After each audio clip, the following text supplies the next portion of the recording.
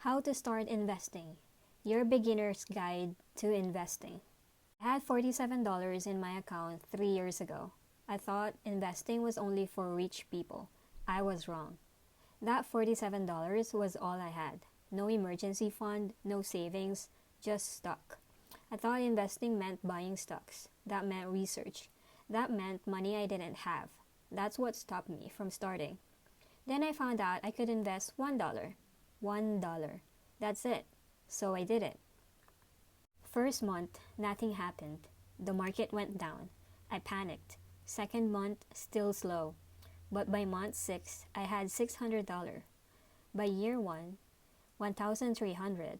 That money wasn't magic. It was just time plus consistency. That's the whole secret. If you invested $100 per month starting today, you'd have over $100,000 in 30 years. But most people never start. Not because they don't have money, because they don't understand how. I'm showing you exactly how today. But before you start, you need to know the 3 biggest mistakes that cost new investors thousands. Mistake number 1, waiting for the perfect time.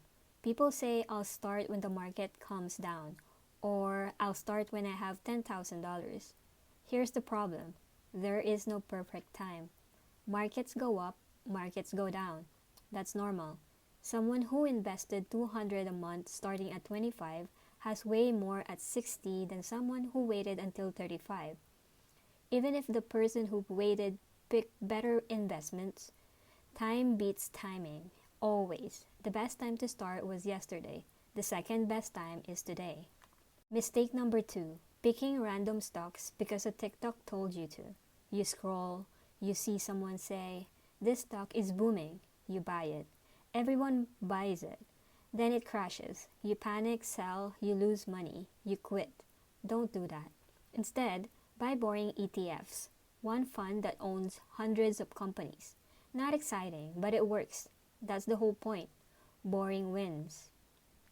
Mistake number 3, ignoring fees. You open an investment account, the app looks nice, you invest, but the fee is 2% per year. 2% sounds tiny. Over 30 years at 7% returns, a 2% fee instead of 0.5% fee costs you $162,500 in lost money. That's not tiny. Check your fees always.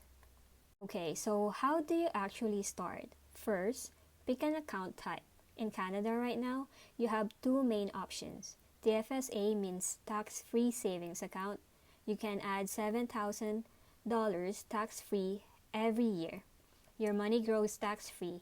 You can pull it out anytime with no penalty. If you have been eligible since 2009, you can add up to $109,000 total. RRSP is different. It's a tax deduction on what you put in.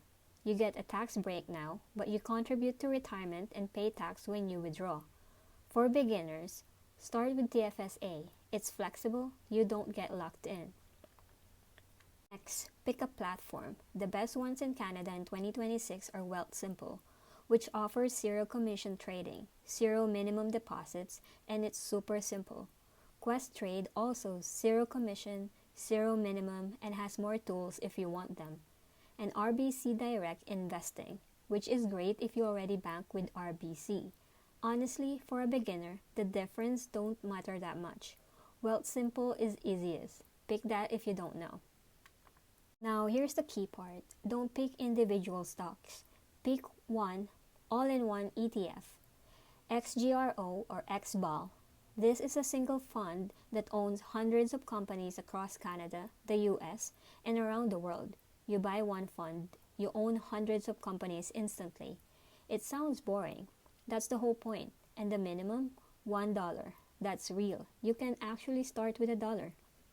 Then if you want to go on next level, set up automatic monthly contributions.